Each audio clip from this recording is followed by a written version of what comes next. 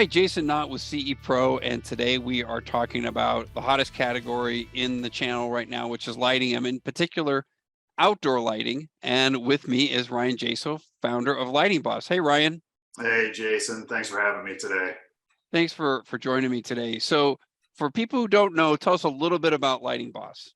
We pride ourselves on setting the standard for modern distribution. What's modern distribution? Modern distribution to me is somebody who specializes in the product that they're selling. We're not an irrigation house or an electrical house where we have a million SKUs to remember. We specialize in landscape lighting. We have about 50 different lines. And our team is an expert. We have experts on those lines, and more importantly, experts on landscape lighting itself, installing, designing, maintaining. So we help people grow their lighting business or the lighting side of their business. And that's where we pride ourselves, is just setting that standard for being experts in the industry and helping people grow their business. Fantastic. All right, before we jump into some really good tips that you're going to be offering to integrators on what they should avoid when they're out there designing lighting systems, we just finished our outdoor deep dive in CE Pro, and it showed that 25% of outdoor projects included some sort of lighting, whether that be landscape lighting or security lighting. But that means 75% of the projects don't include lighting. Outdoor projects don't include lighting at this point. What's your advice or what's your message to integrators out there who are coming upon a project to open that discussion with a customer about the potential for exterior lighting? Yeah, so such a good question, Jason. First of all, you've already got the clientele. The integrator already has the client eating out of the palm of their hands. And it's so easy to segue, to transition into the topic of outdoor lighting from inside the house. You're walking around the inside of the home, you're looking out windows, you're seeing beautiful landscape, you're seeing beautiful hardscape. How easy is it to say, hey, Mr. and Mrs. Client, how would you like to see that lit up at night? How would you like to enjoy that vignette from your kitchen while you're listening to your audio, or from your master bathroom while you're taking a bath? Like there's so many different ways to segue into it, but it's so easy just looking out windows and commenting about the things that are outside the window, and essentially creating a whole nother room for them, because that's all the outdoors is we're just creating another room. So it's almost like we're never leaving the indoors. It's really easy to segue into. And if for some reason you don't find yourself inside the home when you want to talk about it, just say, hey, did you know outdoor lighting is also a service that we offer? Would you like us to draw up a design? You want to talk design about outdoor lighting? It's very easy to ask the questions and get into the topic. Let me ask you, should that part of that conversation be about safety and security of the yard, or is it really more of that visual aesthetic you're mentioning? Absolutely. Why are they there to begin with? Are they securing the home are they adding a security system? What are we as integrators are doing? Are we just adding functionality? What's the audio for? All three of those things come into play. That's such a great question. Aesthetics, functionality, security, hit on any one of those topics, whatever their hot button topic is, mention it, they'll go ahead, they can't write the check fast enough. That's great advice. All right, in the March issue of CE Pro, Ryan, you have an article that you wrote for us that talks about 5 design mistakes or common design mistakes for outdoor lighting that integrators make.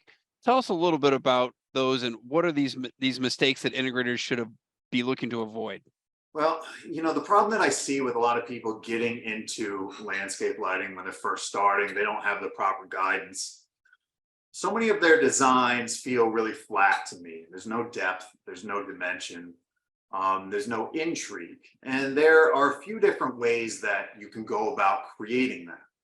One is mixing up your color temperatures. What are color temperatures? Well, it's the different color that's coming out of your LED, coming out of your lamp. So what does that do? Well, it helps bring out certain materials. We want a tree to look at night the way that it's supposed to look during the day.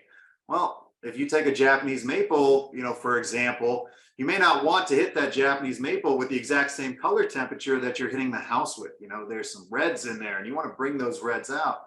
So you might do something with a little bit, you know, higher CRI in that Japanese maple or out in the vegetation, just something to bring out the foliage. That helps add a layer of depth and dimension to create some pop in your lighting design. Along the same vein, beam spreads. I see way too many people just picking one beam spread, whether it's 40 degree, whether it's 30 degree, 60 degree, and just putting it everywhere. Well, you're not going to use the same beam spread on a low-lying wide tree that you are on a tall column. But I see it so many people getting started is that they're just utilizing the same beam spread. So make sure that you are mixing up your beam spreads. That will also add to that. That will add to creating that depth, creating the dimension in your project. Finally, lumen outputs. Again, I see it all the time. People are just getting started, will just use one lumen output, like 1 watt. Just give me 5 watts, 60 degrees, I'll put them everywhere. No. For the exact same reason you want to mix up beam spreads, you want to mix up lumen outputs too, because you want to create layering. You can't do that if everything is the same level of intensity. You have to mix up your intensities. You know, a good rule of thumb, we talk about layering. Good rule of thumb is you've got 3 layers in every scene. You've got a background, a midground, and a foreground. Well, your background's always the brightest, your midground's always the softest. So that's a really great way to create depth and drama throughout a property, making it pop at night, making it something really special for the clients. You know, finally, I also see this, and it drives me crazy. First of all, you can't have light without dark. But at the same token, you can't have big black holes, because big black holes in your design will cause confusion. It draws the mind's eye into something it shouldn't be seeing, and it just throws people off. So what you want to do is sort of eliminate those black holes in order to create a feeling of cohesion and a feeling of security throughout the entire property. One of the other pieces of advice I loved you giving was about hiding the light source itself. You know, how many times you walk out and you're just right in your eyes with a light that somebody's tried to put in to highlight a fountain or a tree or an exterior wall with texture, but it's right in your eyes. You need to kind of hide that in some way. Absolutely. Glare is the enemy. And that's what we try to fight all the time. We want to see the light, not the source of the light. That's the key here. So there are a couple of different ways, Jason, to do that. And that's a great point you bring up. One, we can make sure that we're utilizing the proper fixture with proper glare shields on it. So how long is my shroud? You know, is it a little 2-inch shroud where I'm walking around, or is it a 6-inch shroud? That can help eliminate glare.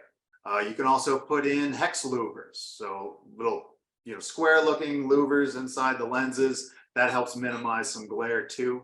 Obviously fixture placement is huge.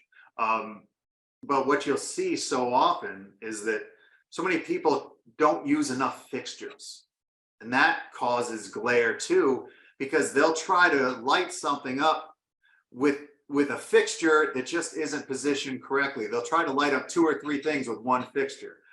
That's not what we want to do. We want to use more fixtures, shoot them more straight up, angle them so that we're not glaring.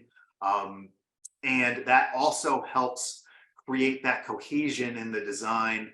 You know, remember, this is a want, it's not a need. We don't need to go out and light up the whole entire house with one gigantic spotlight, just like we wouldn't use a couple of massive patio speakers to just blow out the whole area. We want to hide our light sources. We want to do it indiscreetly.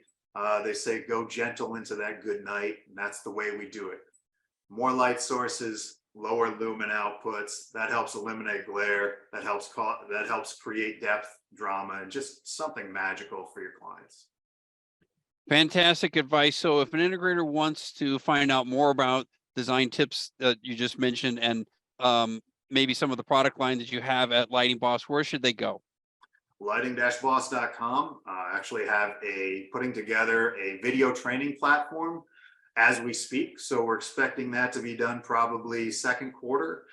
Right now, we have 40 or so different manufacturers to choose from, and our team, we have a team of ex-contractors, ex-designers, just professionals help guide you in the right direction. Give us a call, check out the website, send smoke signals, however you want to communicate with us. We're happy to help and get back to you.